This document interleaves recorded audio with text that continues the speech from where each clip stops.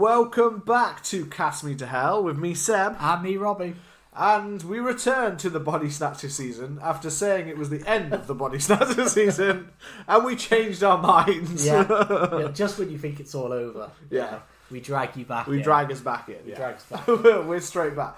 Basically, we looked back at what we were doing and we're like, we did the 70s and technically we did the 80s twice, but we went to the 90s and we're like, we should bring it into the 2000s, which is weird in my brain because to me this is like, there you go. We brought it back into modern day, into the present, even though this film is 20 years old. Yeah. So really, 2006 was like 5 years. Yeah. You know, it wasn't that long. In our consciousness and our brains of being like basically like as in like teenagers around the time of this film, in our mind we're just like this is present day, right? Yeah. Nothing's changed in our lives in the last 20 years. No, this was just in the cinema. Yeah, this just happened. We are covering this week as part of the Body Snatcher season, and this is the actual finale. This is the Until finale. we decide to change our mind and cover something like World's End or something like that and be like, we're bringing it even closer to the future. No, for this podcast, this is modern times. No, we've made it. It's 20 years. It is April now, and it's the 20-year anniversary of this film. That was not planned. That was completely unplanned. But yes, it's been 20 years of Slither. There you go. We finally said the name of the film. We did.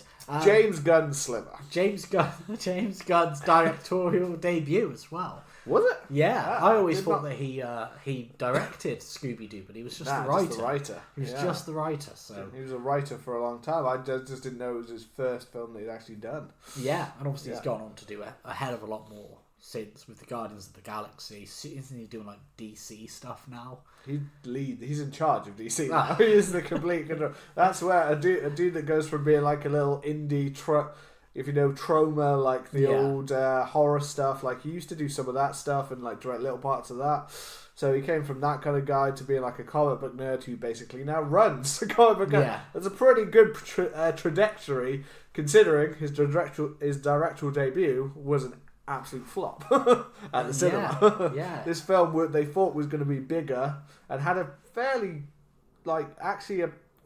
for the film it is like this had a fairly sizable for a brand new director kind of thing of budget of around 20, I think it was like 27, 28 million, which is quite decent for the time. Some people were still putting it, but it skewers like more B movies. But this has a bigger budget than a lot of the movies that it's skewering, which were true little like indie kind of films. This kind of is what was, I'd say at the time, was still a fairly sizable box office. That's around the same that like Screen films are made for, stuff like that. So it's not that bad. It's a decent amount. But yeah, this one did not click with audiences at all.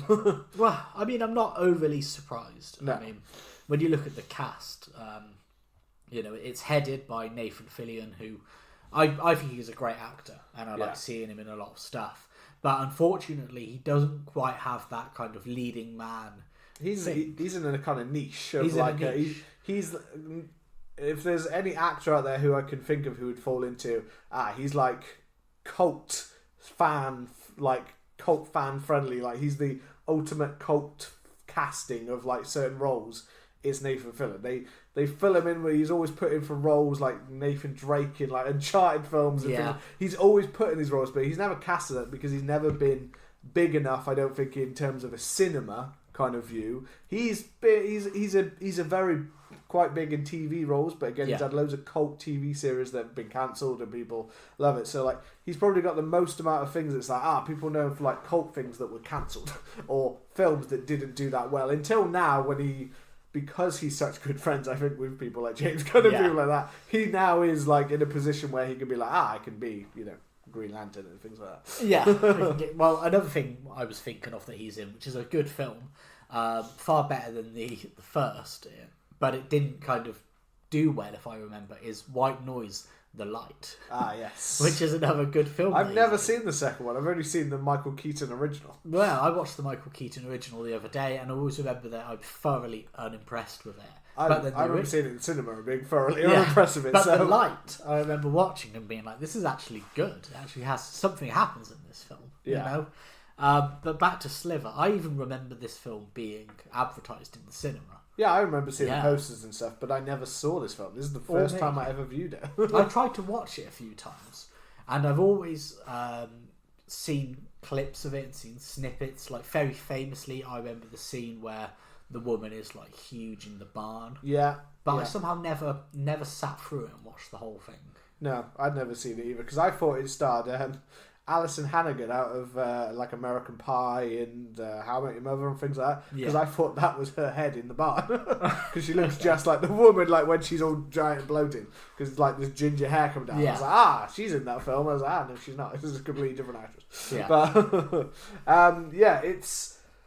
Yeah, so obviously this is within our Body Snatchers. This one's a fairly straightforward one we've had. This is, following on from some of the others. In the last one we did The Faculty. We've got a little parasite. Yeah, that comes down. It comes in classic form. It comes down in a little meteorite from the sky. Yeah. Doesn't even try to like change that around or anything. There's no weird ass aliens that drop their nuclear waste onto Earth to cause some kind of parasite. Like Night of the Creeps. It is pretty straightforward. It comes down into the forest. One thing I will say about this, and I do get the humour of it, is the fact that everyone was sold on this being a horror comedy. But I get some aspects of maybe, the darker things and a little bit of a maybe occasional tongue-in-cheek. But generally, I didn't think that this was I would not put this in my head as a full-on horror comedy.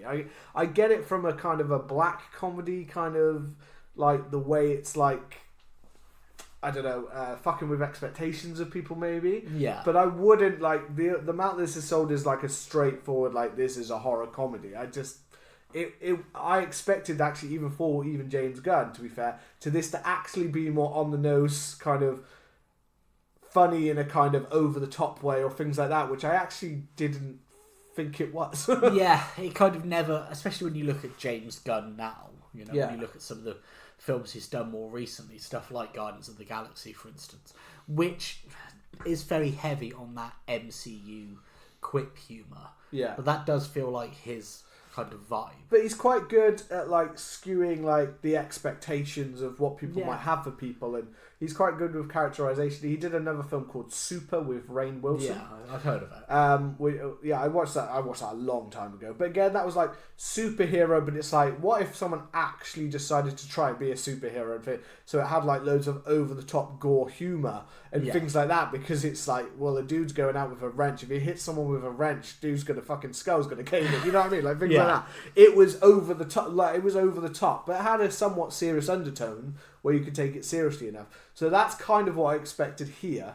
But instead, I felt that mainly most of them were playing it pretty kind of... There are a few bits like, I can't remember what her name is, but she's Pam in The Office, like where they have some of those bits, and the mayor's a bit over the top, But I don't know, I didn't expect for that side of this film. I expected it to be a bit more like... It is over the top and gory and things like that at times, but I don't know why.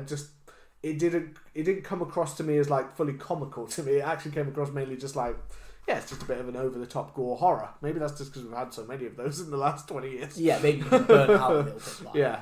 I got some of the kind of that skewering that he's known for in terms of looking at it as like a kind of a small town vibe. Yeah. They're always kind of going on about deer season, that kind of stuff. It almost feels like he's taken a tiny little bit of like Twin Peaks almost, where it's this weird small town. It's about the people in there, and how they kind of fit into these stereotypes. Not like full hicks, but a little bit like that. Yeah. But it is a weird film. Like Michael Rooker is just always trying to have sex. I mean, Michael Rooker, half the time, he's in a lot of James Gunn stuff, but he's normally classified as some kind of a dirtbag, kind of thing, you know what I mean? And in this one, he's not, but he gets to become this, like, full-on, like, creature. This gross-out kind of monster of what it is.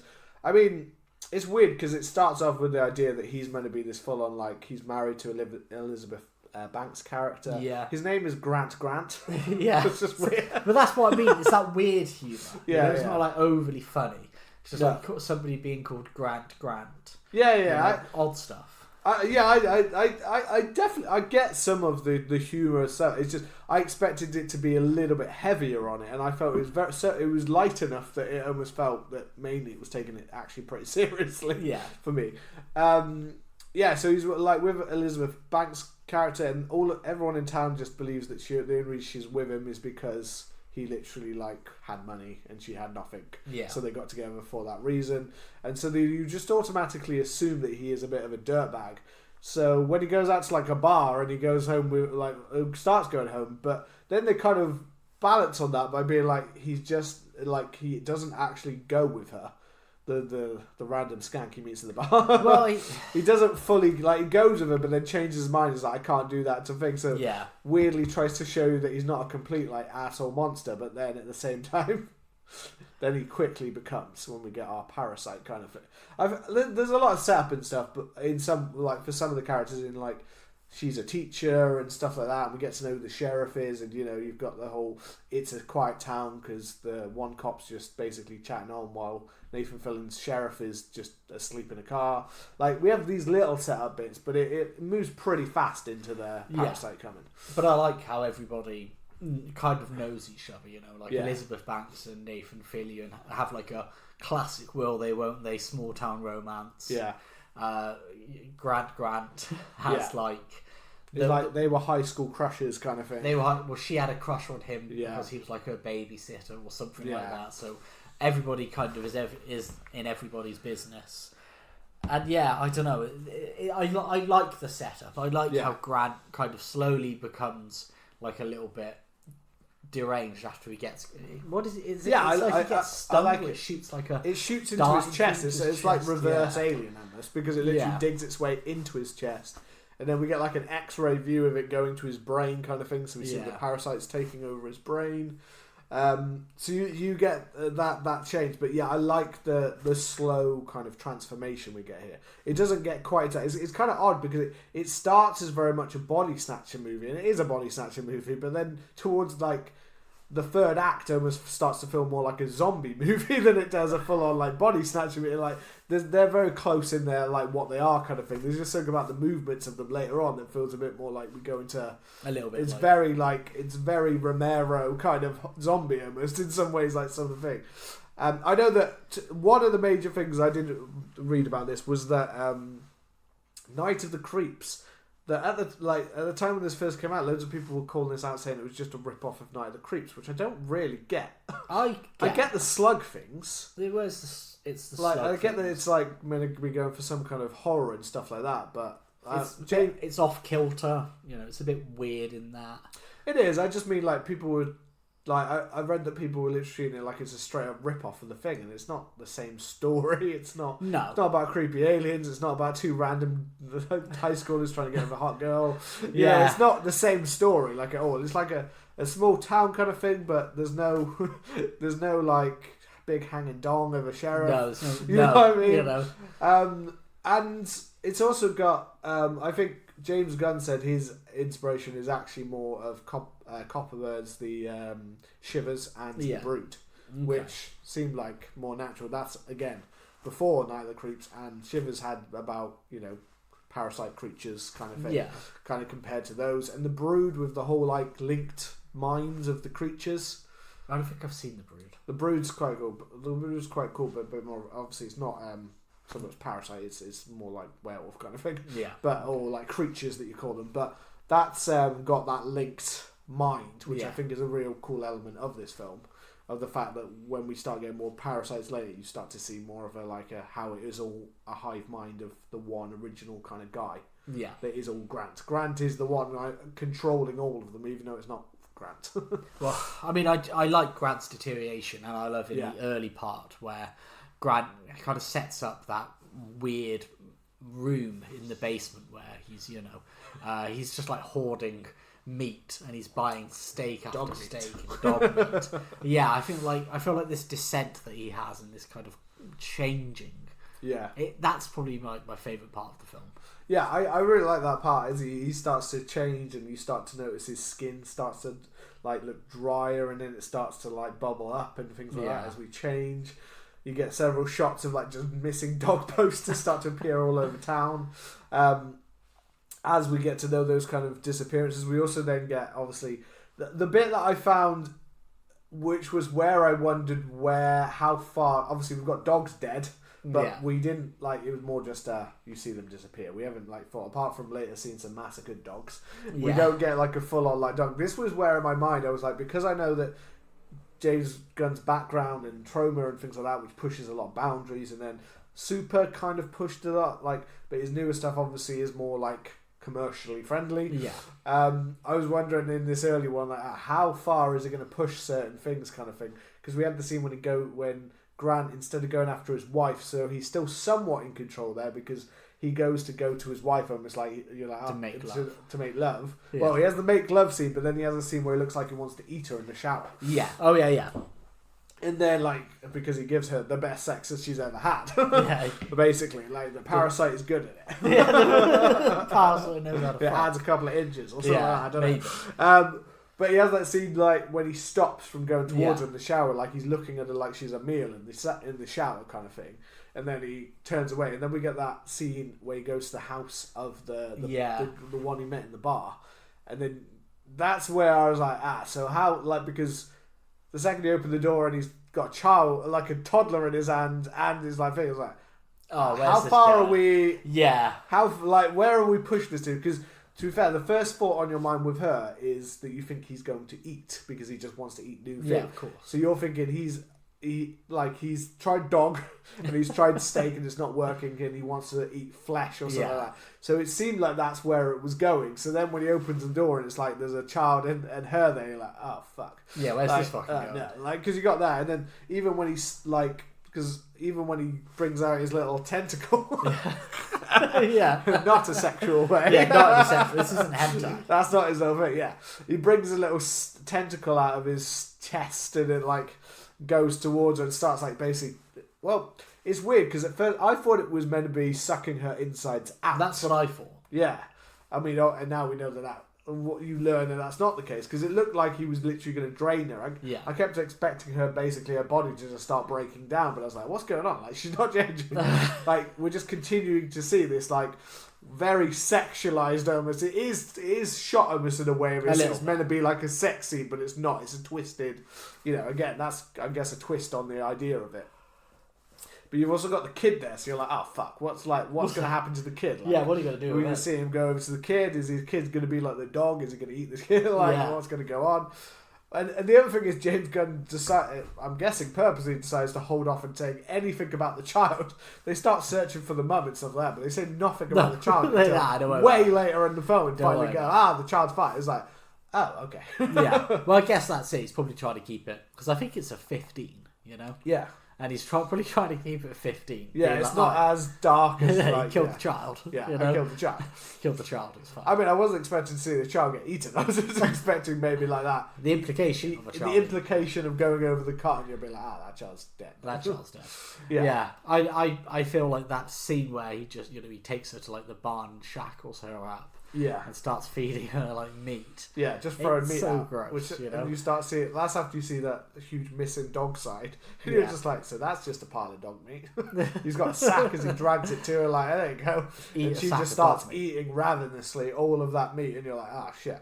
So it's got some of those good, like, this is the part when I like this build up of him, kind of slowly. And he starts to get more and more kind of signs that his skin and stuff starts to change. I like the fact that we slowly get time to see his change and that he's trying to hide away, and that when she sees him, she sees that his skin's all like bubbled up, his wife. When he's at the window. Yeah. That's a great scene. Yeah. And then he's got like, it's almost like stages of like Resident Evil mutations. When he's got his first one where he's got like the tentacle arm. Yeah. And he just attacks her in the living room. And that's the thing that surprised me. Is kind of how quick it does build up steam. We get a nice introduction of kind of introduction to the characters, to the town. We see that everybody's kind of interconnected with each other. Yeah. There's the other younger girl. I can't remember how she fits into it. I really like that. Oh, the girl with the family. The girl with the family. Yeah, apart from Hey. yeah, that's the girl with the family. But that's mainly like I didn't remember what other connections she had apart from I think you might have seen her with some other teenagers earlier in the film. I think that's it. That was pretty much it. She was just that. But then the only other link we saw is that when they go to the farm to find him, they're the family that lives just literally across from that other farm. So that's pretty much it. It's just the fact that they're like the next destination to head to, aren't they? After. But it's once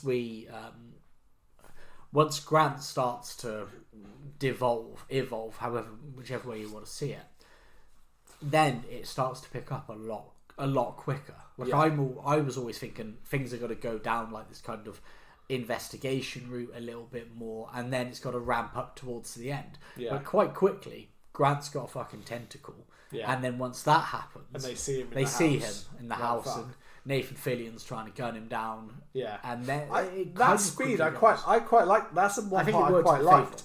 I liked the fact that we get to that, and obviously then it like we start a little search for him because he's a fucking octopus or he's an octopus man. He's a squid man or whatever, and everyone's like, "What the fuck are you on about, squid?" Like this doesn't make any sense. The mayor's just like a complete like fucking swearing loon. Yeah, I love that. He's a great character. And he's just like on board. But I love the fact that literally because it's like a small rural kind of somewhat southernish kind of town. It's like, let's get a posse together. You've got to get a posse together. Let's start getting it. That's one thing we don't do enough. We don't get posses together. In the UK, we don't get enough posses together to go and kill things. We don't get them enough. We need to form the boys a bit more. Yeah, get that posse going. I liked that like early scene, obviously with her seeing the change in him, and then obviously we get a whole like them going together, including his wife wanting to come along with them. To where so she's like, I'm part of this. He's my husband. It's, this is important, and obviously also building up the whole. We need a badass female. The Squid Man is my husband. Yes, Mr. Squidward. Mr. Squidward. But the opposite of handsome Squidward, isn't he? But I like the fact that all of this group is involved quite quickly. So although it felt like we had a good amount of time to see him start to evolve into this creature, we've now got a sense that he is losing control of it as well, and that obviously leads them to the point when they are like searching all over, and then they end up in the field. And I really like the scene in the field with him, where he's now even more squid-like creature. It's like this fucking slug, isn't it? I mean, the practical effects is cool. Like, there's obviously CGI elements within it, but it's clear that they've put Michael Rooker in a giant, like, literal prosthetic, like, blob costume kind of thing. Well, there's some moments where I think it looks a little bit too similar to Extras, when Andy Millman's a character on Doctor Who. It's a little bit too close to that. But it looks a bit like a big, like a big slug thing. Looks like a big, like, octopus thumb. It's a little bit too close to that sometimes. But I think the way in which they build it, where we're at this farmhouse in the dead of the night, and they talk about the cows that are being attacked across the farms, and Nathan Fillion's tracking, like, on the map, if we're going northeast, let's say, then this farm's got to be the next one he hits. Let's put fucking bovine out there to bait him in. We all hide. He has the talk with Elizabeth Banks. Like, you said you were rebellious and you were going to leave this town. I was going to go and join the army. But look at us now. I'm a small town sheriff. Your husband is a squid man. We're going to obliterate in a field. And again, it goes back into that. We've got a posse, a bunch of people with guns. Where's some body counts coming. Some people are going to die. They've waited overnight and they finally see him kind of munching on some meat in the middle of the field. The bovine is gone. But he slugs his way out of the bushes, doesn't he? It's fucking gross. I do like the whole, that literally he is like a giant parasite. He is that little Slither creature moving through. But I just like this, when they all surround him, you're like, it's time to start blasting, right? But obviously she's trying to, like, connect with him and be like, we don't have to do this, we just need to get you help, we're just here to get you help, we're not here to start blasting. Which at that point, you got to think, what help available? What are we going to do? Like, how can we change you back? I mean, if I'm at that point, just start blasting. Just start blasting. just take me out as fast as you can. Give me that grenade and just let me blow. I'll just give me the gun. I'll do it myself. Just fucking do it. Yeah. You know? By that point, like But a higher parasite creature, a higher being is controlling you, so you've got no choice. That's what you choose. But anyway, it doesn't work because and again, I don't know who that character is, but one of the townies decides that he's just going to go up and basically confront in more of a way when he steps forward towards him. And I did love the overtopness of the fact that this could have been anything. And you think he looks even though he's got like these tentacles and stuff, we haven't really seen how, apart from like attacking or getting the tentacle into someone. Yeah. We haven't really seen so far how he can actually be like a danger to anyone, really. Apart from when he's like alone. So you're thinking you're surrounded by he's attacking someone. Well, apart from when he's attacking, dangerous. Yes, but that's more of a one-on-one. But like when he's surrounded by this group, you're like, oh well, I feel like they could blast him apart now. Like he's good. So I love the fact that we show how that like little spiky tentacle on the end can be used in another way by literally slicing someone in half. Yeah, it's so cool. It's badass when he's just stood there like, and everyone's just like, what the fuck just happened? And then you just see him start to just literally, and everyone's reaction like, fucking stop blasting. I feel like that was such a kind of like 2000s thing as well. Nowadays we don't slice people. We don't dismember people anymore. Like, if you're thinking ghost ship. Yeah. You know, a bunch of people. Or 13 ghosts. 13 ghosts. Yeah, slice someone in half, slice them in. Like Resident Evil with the laser corridor. Yeah. Yeah. Yeah, we liked it. The early 2000s, we had a real thing for slice them into bits. Like, and then have them slowly peel. Basically, you know? Basically, what do you do with a sandwich?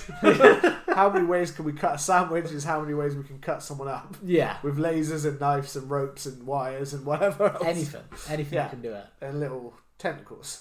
Yeah, I don't feel like we do that enough anymore. Yeah. I can't remember the last time I saw someone sliced in half. I feel like I actually have seen that in film, probably fairly recently, but I can't remember off the top of my head. So I'm going to say that's only an early 2000s thing. Yeah, they haven't done it since. Yeah, they haven't done it since. Never. They haven't done it since. Never. They just don't do it like that anymore. No, but I think it's great. And then obviously he runs off. They do try and blast him, but I think slithers away. Slivers away. He slivers away. I did like when Nathan Fillion stopped, looked at the camera, and went, "Look at him, sliver away." I love that. I thought that was a nice little touch. This leads them to the barn. Yes. Yeah. So this has led them to like, we need, because all they want to do, they do just say, just tell us where she is. That's all we want at one point, and so they get more than they expect when they get to that barn and see that. She's holy fuck. Like, what? They're like, we're not really sure what we can do to help you. Do we get the doctor? Like, do we? What the fuck? I love how it looks that her skin is just like so stretched and pale, and you can see things writhing underneath them. I mean, it literally is. She just is just a giant bowl of meat. With a head in the middle. The iconic part. Like a bowl. Yeah, she's like a head bowl. She kind of looks like she's a bowl. But I thought that, kind of knowing that this scene was in it, because it was in the trailers, it was like the iconic thing of the film was the bloated woman. I thought the whole time that, similar to, as a little throwback to Jeff Goldblum's The Fly, Michael Rooker was just pounding, just constantly, and that's how it was, because there's the scene in The Fly where he gets the real libido and he's just ploughing that blonde woman constantly, raw dogging. And I was thinking that's how this happened, is that it was all goo inside of her. Oh yeah. Well, I think that's what we saw. Not technically wrong. That's technically he did put something inside her. Yeah, but because we saw him pump it all into it. He wasn't pulling out. He was pumping in. But I thought it was going to be more in the conventional Pornhub sense. Yeah, so we were going to see more sexual. I didn't expect to see penetration. Tentacle penetration. But I expected it to be like pumping her. Yeah. And that's we don't know the rest of the logistics. I'm just going off of the idea that he just pumped her full of seeds and that's what was growing inside her. And once she started actually eating, she just continued to eat to help her thing. But I don't know. He may have added to the I don't know if he needed to, there's the eggs, and he needed to add the seed on top inside of her to make them grow fully. I don't know what the rest of that tentacle loving is going to happen. No, unfortunately, they don't. They don't embellish on it. Unfortunately, they don't turn it into some kind of hentai porn. Yeah, that's what I was hoping. You wanted to see all those tentacles and all. I wanted to see some hentai porn. It's been too long. In the Dennis Reynolds, you wanted to see penetration. Yeah, I wanted to see you want to see full penetration in every film. Yeah, I want to see full penetration. That's how it should go. At least like 2 minutes. But yeah, I think this is a classic scene, and this is where I'd seen up to here. I'd seen bits and pieces, but I never saw what happened. So then she explodes. And she literally starts her body starts splitting apart. Yeah, you get to see the lines of the skin coming apart, kind of thing. Super cool, in a real gross way, until she literally just gone, and out of her is just millions of parasites. Yeah, just falling out of everywhere. And you're just like, how the fuck are you going to contain this? Which is very Night of the Creeps. Yeah, and then the slug parasites go down the throats of the police officers and the posse. Well, literally jumping into their mouth, trying to find any way to get in. Yeah. You're just like, why are you not covering your butthole? Or, yeah. Why are you not covering your parts? Because I kept expecting to see them basically just crawling inside, any way they can get in. Well, any hole's a goal. Yeah, but I would say generally, about 95% of the time, your butthole is covered. The only time it's uncovered is when you're shitting in the shower. Well, yeah, absolutely. But if they wiggle hard enough, I'm sure they'll find their way in. Which is why I will lead you to our sponsor. Or the ear. Yeah. In the faculty, the ear. The faculty. So what you need is a good pair of jeans to stop them from burrowing, and some headphones at all times. Yes. And a bandana. And some over your mouth. Generally, just to cover your face over. Yeah. And something wearing in your a mask at all times. Yeah. Put a little... You don't want them to choose that one hole that's left. Every bit of morning, I would recommend melting some candle wax down your jackside block. I mean, at least they don't start trying to go, I'm going to go belly button with this shit. Yeah. Dive on in. But then again, the first parasite was able to basically just go straight through the chest. So I'm like, I mean, that was the main one, I'm guessing. That was slightly different. It was smaller and thinner and kind of more pointed. Yeah, the one that went in his chest. It wasn't the same as these parasites. Yeah. But again, so they can't just start burrowing through the skin. Because when I first saw it, I was expecting to see it. I was like, oh shit, they're just going to start either devouring them, literally looked like they were just going to start eating them all up, kind of thing. But then once you start going in the mouth and stuff, but I just expect to start seeing them literally burrowing into skin and stuff. Like the faculty. Yeah. Which would have been pretty cool, to be fair. To add that extra bit of body horror to be they're literally, you just see them crawling through the body, or things like that, seeing those kind of parts would be pretty cool at the same time. Kind of thinking of the mummy, when that scarab goes into his and you see it going in. I definitely, as a kid, thought that scarabs going under my skin and killing me was going to be a bigger problem. A real thing. This is a legitimate thing that an adult needs to worry about. This is going to happen. There are a mortgage, keeping people alive, getting food on the table, scarabs that will bury their way through your skin. Sneezing whilst driving, you're going to crash. I thought that was definitely going to happen. People regularly die from a scarab in your brain. Every day, millions of people die from it. Every time you saw a beetle, you're like, fuck, is it a beetle? Is it a beetle? Is that literally just going to crawl its way inside me? Yeah. Well, never say never. I've survived so far. Yeah, there you go. Not so lucky with humans crawling inside you. No. The truth, right? The truth, yeah. I think it's great once that does happen, and then we start to see them. I wouldn't want to say reanimate because that's the wrong word. Well, it's weird because this is what I mean. It felt like we had half of this film where this is very much a body horror about someone changing and stuff like that, and now it goes into more of the full-on, a bit more like Night of the Creeps, I would say. This is the part that's a bit more, because it's more about, and again, Night of the Creeps again felt somewhat in the kind of Body Snatcher, but also zombified kind of people that are coming after you kind of thing. So that's the one area where I can see the Night of the Creeps in it, is obviously that people getting taken over and then acting somewhat kind of more zombie Romero-ish, in their kind of way, which is not exactly how, because obviously in other Body Snatchers we have a lot more of a, they're more in control, more like Grant is, Michael Rooker's Grant is, he's able to kind of think, but everyone else, once they're taken, they are able to talk, but they're much more obvious that they're like fucked. Yeah, and it's kind of these parasites are much more like brainless almost kind of thing. Like they're talking kind of, but really the only time they're talking is when it's Grant who's the one that's talking through them. And I like that scene that reveals that that's how they're all connected. You know, when Elizabeth Banks is talking to him, and then they kind of reveal themselves to be. With the other like the cops and stuff, because they're all like they're getting basically all of the ones they think they're dead or whatever's happened to them kind of thing. They're not sure, like they've got the bodies, but they're like, what do we do with them? Because are they definitely dead, or like can we still save them? Like they've still, because they say they've still got like a kind of a pulse or something like that. So like we don't know what to do. So they're like bringing them outside, and then like the older cop like gets up. Yeah. And they're like, holy fuck. Like, what the hell is going on here? But when he starts talking, you're like, that's not you talking. And then you realise it's Grant who is talking through them kind of thing. So it also gives the idea that these are just like, literally like automated robots for him. You know what I mean? Like, they're literally talking for him, but we don't get a sense that they can talk for themselves completely. No. Kind of thing. There's a little bit when we go to the next part. So...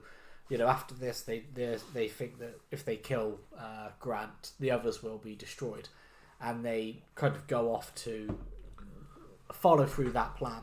But that's when we get the other teenager, which I can just never remember what her name is. Because as soon as they survive this bit, you see all of the slithering parasites like slugs like heading towards that house. And then they also ring. I'm just going to call her Pam. The Pam and the police officer. In this when they're in the station to say like you need to call basically the guards, whoever you can get hold of basically, and send them down. We need the rest of the country in on this basically, which he never gets a chance to because the slug drops on. The slug drops through the roof. So we can see they've already travelled a far distance of the town pretty fast. Like they do move pretty fast. Like they're moving through that field at a pretty fast rate. And this is when we get the farmhouse and we get kind of a Nightmare on Elm Street bath scene. Yeah, a little ode to Nightmare on Elm Street. I love the scene in the house and that kind of thing. I got real creeped out at that. Like the rest of the film, I enjoyed the gore. I thought some of the off-kilter comedy was good. But it was kind of, it was horror, but a lot of it was kind of light-hearted and easy to watch. Yeah. Whereas this bit like genuinely creeped me out. You know? Apart from the scene with the mum and the toddler, which I just thought was like, oh fuck, how dark are we going? This is a bit dark. That was the one that I felt really dark. The other ones all felt a bit more playful. Yeah. I thought, but this scene in the house, and again, because it's got the mum and then it's got the two girls and they're put into bed and like again, oh crap, well like where are we going with this? And then you've got her and you see them all going towards the house, but this scene with her like in the bath kind of, I don't know, it definitely worked. It was definitely creepy. Yeah, but it was the whole sequence. I feel like when the Slither slug kind of drops into the bath and it's swimming towards her. It is a little ode to Nightmare on Elm Street, and then she clocks it, hops out and fucking. Well, she's got like a because you see them crawling up the window towards the sister's room and like other parts of the house. You can see them crawling to all different parts of the house. You see them crawling towards the room while she's still in the bath with her headphones on, so she's not recognising when things. I think you hear the mum scream, but she doesn't hear it because she's like got the headphones on. And then also again, just thinking in that kind of where are we pushing this kind of thing? No one's he's crawling towards her in the bath. Yeah. There was a part of me that thought it was going to disappear way before it got towards her mouth. So did I thought it was going vagina. I thought we're going there. I thought this is where he's going to show there are as long as they can get their way in the body, they get that's what I thought it was going. Like, but she notices and she's pretty fast to get away from it as she's like fighting it off.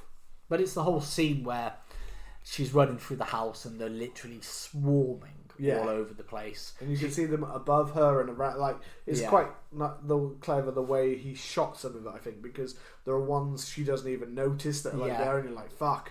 And then she sees her mum obviously like down kind of thing, taken out.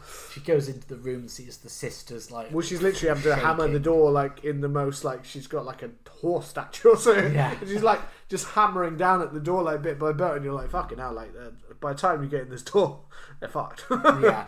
But then you can still hear them screaming, so you're thinking, oh, they haven't got them yet. It feels more like she's going to go in the room and they're going to be like hiding up somewhere or hiding away, but then they're just still on the ground. You're like, oh fuck, okay, the kid's dead. Yeah. And then we get the dad, like literally as she makes her way out the window, basically makes her way outside and gets out the window, she sees dad like on the porch come out like fucking screaming his head off. Yeah. Yeah. And there's just something so kind of creepy about how her family get taken over, you know, and how they kind of slowly lurch over towards her. Yeah, how quickly they just change as well and go towards her. And yeah, this is the first time you get a bit more of a like, okay, so they are still there kind of thing with the motive of getting the plan of turning everyone basically. Yeah, there's like some very you've got basic the little girls talking to their sister like they are them kind of thing. Yeah. Like they're still the people, and they're slamming their way on the door and they're trying to get into the car with her and she's locked inside. So you've got that kind of the creepiness before Nathan Fillion's character shows up. Yeah. And saves the day somewhat. Yeah, Mr. Nathan. To get them away. But it's definitely the creepiest. I think it's probably the creepiest scene in the film. I think. So. Yeah. I don't know what it is. I mean, it's on the poster as well, so it's kind of one of the more iconic. I think the bath scene and the barn scene are the kind of two main iconic scenes from this. And then this is when it turns a little bit more into as in like the town is taken over, and you've got more of the kind of. As I said, to me they felt very zombie-like. To me, they felt very like in movement, in the way they were moving. Like it was kind of an inconsistency I felt that I was getting between them, because the ones that had just turned the officer and stuff when they're with Elizabeth Banks' character seemed very much like they were mainly being controlled and not really thinking for themselves. The family seemed like they were somewhat like still like impersonating, like more invasion of the body snatchers. But then the ones that are walking in town look much more like zombies that are walking through the streets, like unaware at times. Like they looked more oblivious, a lot of those ones. Like they were coming after them, but they looked more like kind of mindless zombies. I don't know, because I kind of got obviously there are the bits where they're coming after the main characters, but there's also that, going back to the body snatchers, that weird kind of like function, you know, where they're all working in unison. You know, like there's the part where they're crouching behind like a fence, and they're watching as they kind of possess people and drag them away, and take them to the basement of Grant's house. And it's that weird kind of like society that does go back to the body snatchers, where they're taking the pods to the ships. They've got that kind of link, kind of like, what is it, with like ants, basically. Yeah. The whole colony, like you return everything to the colony, you're working for the head, the queen, and they've got this almost like language that they just understand, like this kind of telepathic kind of system that works through them for Grant. I mean, to be fair, most of it is pretty kind of simple at this point in a way, because it basically is just, right, we need to get back in there, we need to get the grenade, and we need to go blow them up. Yeah. And then go blow them up. And then you get somewhat of more, as they get towards the actual house where he's at, this is when we get somewhat kind of this is a little bit of a weird pushing, because we get what feels somewhat like a orgy. Yeah, a little like an orgy. It's kind of like a combining of bodies. A little society. Like, it's like Grant's got a little house party, and like all of them are being absorbed into him, and they are kind of his, but there's also, I don't know, there's just something about a weird, like, put your keys in the bowl kind of sex party down here as well. It's a little keys in the bowl. Like everyone, this makes it seem like this is oddly kinky to them, like they're really enjoying being absorbed into this creature. Yeah, it feels very society. Yeah.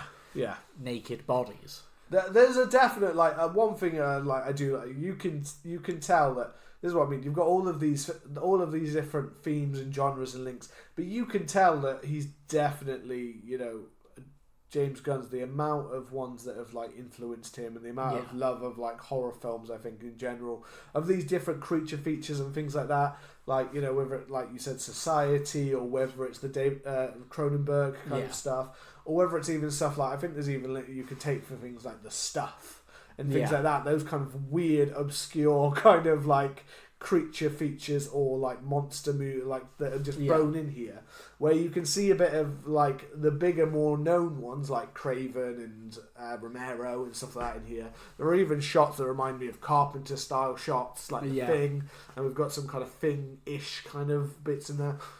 But there's also a lot that feels more like your B-movie, culty kind of forgotten horrors in there, that feels much more true to this kind of one, which is a bit more of that black comedy kind of styling of like how they're showing off these parasites, the changes in the bodies being kind of like obscure and like kind of in a funny way that you wouldn't necessarily think of it, or looking like a weird orgy creature by the end, all becoming one. Which I think that's, you know, it's great. We haven't seen Grant since The Barn, and just seeing that this thing is spreading, how he's like fucking Jabba the Hutt, but melding in with people. The basement as well, which is now like dark and horrid and kind of dingy. And then the mayor has been taken. Yeah, the mayor gets taken. And he's like, oh, fucking hell, I might as well eat some meat. And ends up eating some meat, you see him go into a guy's arm as he changes, like, fuck now, like, or a leg or whatever it was, arm or horrid, leg. you know? And he just changes into that, When he bites, I think, pretty sure it's an arm. When he bites into it, there's something just so kind of grim about it. Yeah, and that's the thing. It really sells it. Because we've had like the animal meat and stuff like that, but it had been kind of bouncing around the idea of are they actually fully going to eat people kind of thing, and then we go they are. They are fully eating anything they can. Anything and anything that's going. Whatever's about. So then we kind of get to that climax where basically the plan is, I'm going to basically throw a grenade into this room and it's all going to work out merrily. Which doesn't work out, obviously, because then he ends up batting away back into the pool. And the grenade goes off in there. Which is great. They're left fuck. Yeah, a fun little subversion. What do we do now? How do we defeat this creature now? And you get that weird scene where, Grant knocks out Elizabeth Banks and he kind of, wants to keep her uninfected. And then she wakes up on the bed, and she can hear them like arguing outside. Oh yeah, I forgot about the whole I missed that in my brain. Then the whole almost ritualistic part of it about Elizabeth Bank, where like it's almost like the part of Grant that remains in his head is like turned her into more of a well, obviously like to deified her to be the seed of like my new to actually fully be the seed of my new parasite. Like I am not the queen, but you always think of it as like the queen being the main one kind of thing. But I am the king, so I will turn you into the queen who will make the next batch or whatever. Like you're like, what the fuck are you going to do to her? Kind of. Well, you also kind of back at the house when the slug goes down the woman's mouth and she manages to stop it. Oh yeah, and she has the flashes to like this creature's home planet. Oh yeah, and it's just like a fucking. Well, that's where the girl at the house comes in as like a kind of a main. Helper later on, because that's what in the bathroom, wasn't it, when she pulls it back out. I forgot that real proper sci-fi scene. And where we see the whole planet of creatures and all of them moving. And it's a really cool little it's kind of for the time, which again links that budget of having maybe a bit of extra money to spend. Because the fact that even though it's like for like 15 seconds, to show off kind of this alien whole planet that he's made, again kind of shows a James Gunn scope that he's a bit more of a bigger cinema. He's not always his mind has always been on a bigger, wider view kind of thing, because it's quite it's quite cool that in a very short period he managed just to give us all the backstory we kind of need. That's what the creature. Okay, they're basically just looking for a new planet and they're trying to take over a new one, and something was destroying and killing on their planet basically and wiped them out, so it's taking a new planet basically. That's it. But it sells that in just a 15-second point of view shot of the creatures and how we know them and how they know everything about anyone that they take in. They know anything about them and stuff like that. We get all of that just in this 30-second moment. Which is fun to link into the rest of our series. There's always something about this, like the planet they're from, being destroyed. If you look at Body Snatchers, it's very much that their planet is dying, so they leave. Night of the Creeps, it's this weird biological weapon that some other aliens test thing that they accidentally release. The Blob, it's like the government interfering with stuff, trying to send it away. And then the Faculty, it's yet again this alien planet's precious resources have dwindled. So they're just gonna come and take ours. Come and take ours. And here we are now to take over another planet so we can do the same. I mean, that's always the classic of the Body Snatcher, going all the way back to the original novel of Invasion of the Body Snatchers. Is the whole, it's taken down for a planet, we want to revive our own planet. Which is a cool little theme, Yeah, but we've not really, none of the ones that we've watched have we gotten to have a view of the planet, really. No, apart from the odd at the beginning of Invasion of the Body Snatchers, when you got that odd kind of. So I really liked it, but it was showing the cells developing as if this was a purely cell-based organism and it wasn't actually a creature. So that developed on another planet and is now spread to another world, kind of thing. We've not seen anything else that shows the actual planet. Or things like that. So it's nice to get that kind of view in this kind of what mainly feels like. It's weird because, as I said, it's got a budget, so you can see where the budget's been spent on this film. It has some bigger set pieces. It has some more CGI parts in it, like the parasites and stuff like that, and this scene as well. But it all feels still like it's quite a small, small town, small production. That's why when I read afterwards that the budget was like that, I was like, I mean, I can see it now, but at the same time, I would have thought they would have spent way less on a film like this. Yeah, it's an odd one, isn't it? Because even then, like you said before, none of the cast and stuff were massive. They've had some successful TV series and stuff like that. Like Elizabeth Banks was on the rise, I think, because she was quite big around this time. But again, she was still mainly one side character in Spider-Man films, and she was in shows like Scrubs for an arc and stuff like that around that time. But I can't say I remember her being in anything that was you're the lead star of what will sell a big amount of tickets in the cinema. Maybe. Kind of thing. And again, bit parts. I remember her being in a lot. I mean, of all John of these Apatow characters, stuff. all of these actors are very kind of niche kind of TV actors. It's very much James Gunn's filled it with his friends, people who I think he gets along with or he'd worked with in the past. But there's no with someone I would have been straight away. I know again Nathan Fillion around the same time did the sequel to like you said, White Noise, The Light, The Light around the same time. So they were trying to push a TV actor to be a film star, the same way with Elizabeth Banks. I think Elizabeth Banks worked out bigger than Nathan Fillion did in terms of being more of a film actress, but neither of them are I would never be I went to see that film specifically because I went to see Nathan Fillion or Elizabeth Banks, which I'm sure there are lots of big fans out there I want to say specifically because of those actors. But it's not about saying they're not there. I'm just saying they were never had the they box were never office that appeal. It's almost surprising if they spent this money on it, they didn't try to get someone slightly more. The studio didn't go, no, we're gonna, But that's the weird thing, because this was made by technically a company, a side company, that was then brought in within a big, I can't remember exactly who it was. Was it Paramount or someone like that? Well, it's an effective use of budget. The CGI doesn't look particularly shoddy. Universal.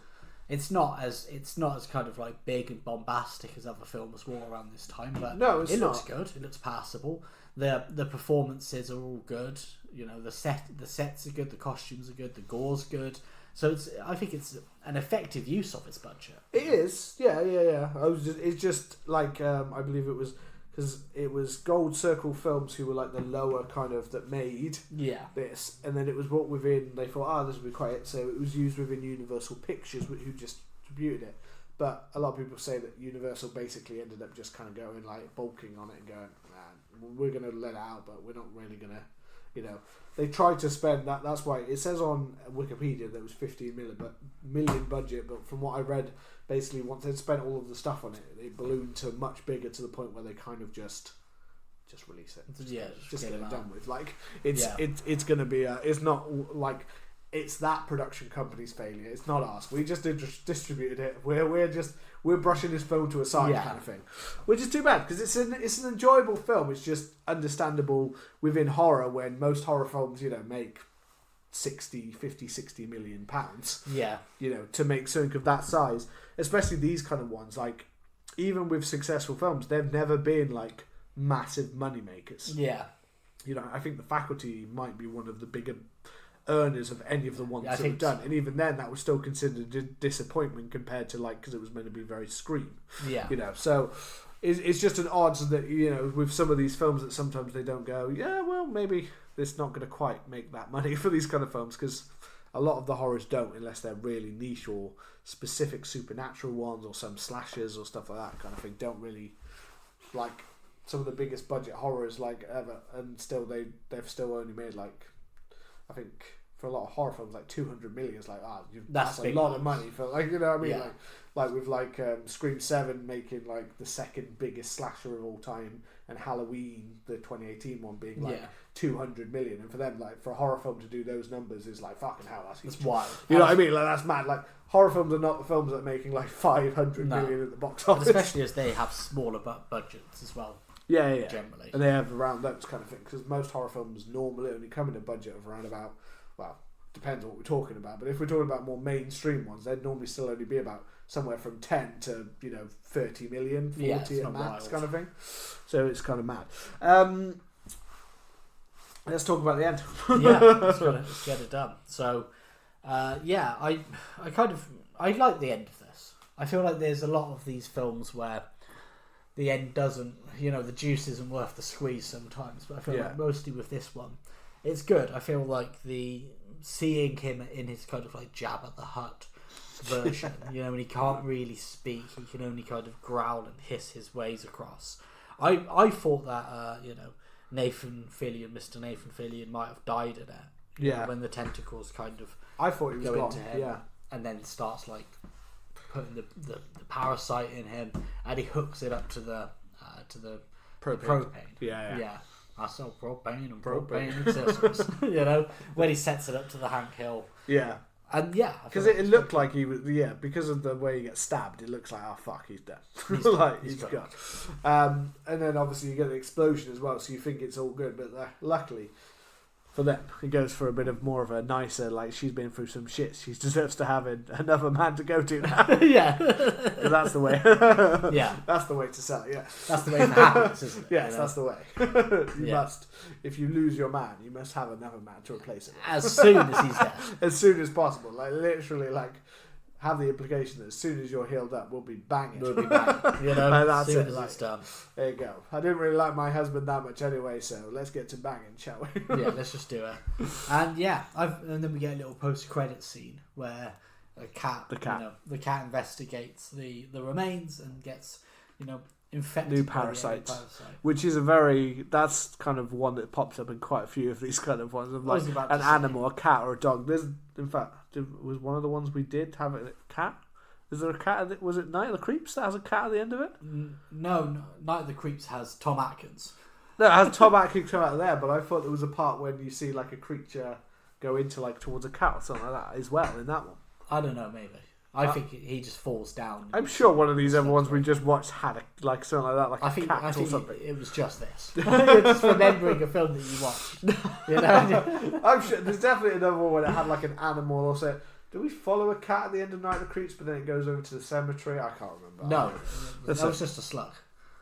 We just follow the slug. Just follow a slug to the cemetery. I don't. There's definitely another that ends with another parasitic horror that ends with a cat. That's not just this one, because I don't even remember. That was a post-credit scene. I read that on Wikipedia. I didn't see the scene.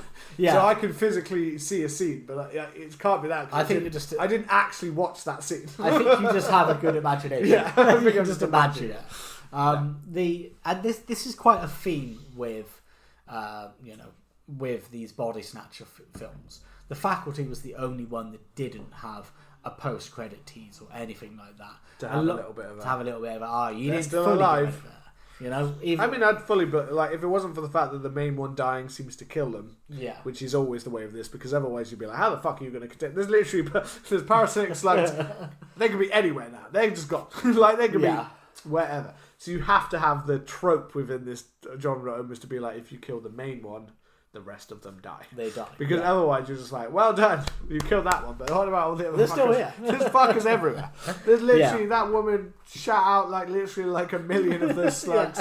They are fucking everywhere. Like, we're fucked. We're done.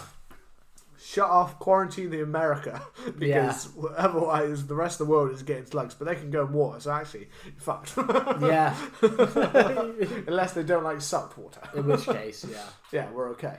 We might be alright. We might be, because they are like slugs, basically. They look like slugs. Yeah. Well, I'm almost thinking, like, 28 years later, you know, just quarantine America. Yeah. And just, there you go, mate. Don't worry about it. Everybody else is fine. I mean, some people might, at this point in time, might be like, that's not bad idea. Yeah. Not for all. Not for all. You know. Just maybe the White House. Yeah. Just quarantine that. Yeah, just get that done. Give him some of that ice payback. Yeah. Yeah. Overall, political. We've always been known to have a political spin. We have indeed. We've always been known to. Misunderstanding political reference. Yes. I think overall it's a good film. You know. Yeah. I enjoyed it. I think it was one of the strong. I don't think I didn't dislike any of the films we did in this part. To be fair, I thought they were all good, enjoyable films. Some of them had like more highs and lows. Some of them were a little bit slower at times. I think last time I said I think The Faculty or The Blob was probably my favourite of the whole thing, but yeah, probably The Faculty for me. But this was a kind of in that kind of, and we'll have a little going towards the next episode. We will have a little bit leading into this kind of the sci-fi horror phase. Yeah. Won't say what it is. No, definitely not. But yeah, I think it was a good film to kind of end the Body Snatcher season on as well. I think. Yes, it brought it into CG time. Brought it into the CG. Not quite as bad. Not quite as better CG than some of the little bits in The Faculty. Yeah. A little bit better. Not massively better. Not massively. But you can see it's developed. Yeah, you can see it's developed. But I think it does feel like an amalgamation of all the films that we've covered in here. You know, they retain the intelligence a little bit, like Night of the Invasion of the Body Snatchers. You've very much got the kind of the worm slugs from Night of the Creeps. Yeah. The Blob, you're just going to have to imagine that I say how that kind of links in. I mean, we did say in some ways that The Blob was possibly the closest to not being, but it kind of was. Kind of is, kind of not. Just imagine it was that technically more of the in the sense of body. I snatched your body to use it for food. There we go. Just imagine we said how it fits. Yeah. And then The Faculty again. Kind of parasites. I mean, he does turn into a blob at the end of the film, basically. So there you go. There we go. He's a blob absorbing them. Their bodies are like absorbed in some way. So there you go. So they're fucking. You know. It would probably feel great to be in that thing. Thinking about it, you know, like inside that blob orgy. Yeah, they're all having a good time. I mean, they looked happy. They looked happy, and they were dying at the same time because they were being used as nourishment at the same time. So if that's how they want to go out, then that's fine. There you go. I'm not sure we can fully say that they were in control of their mind by that point. But so you know, people do weird shit. You know, a German man ate another German one consensually. You know, there we go. We'll end it there. That's a good way to end it. Wrap it up. So be sure to kind of hit that subscribe button, leave us a lovely review. We hope you've enjoyed this Body Snatcher season. We've got another little sneaky one coming up for you after we do another little sci-fi episode.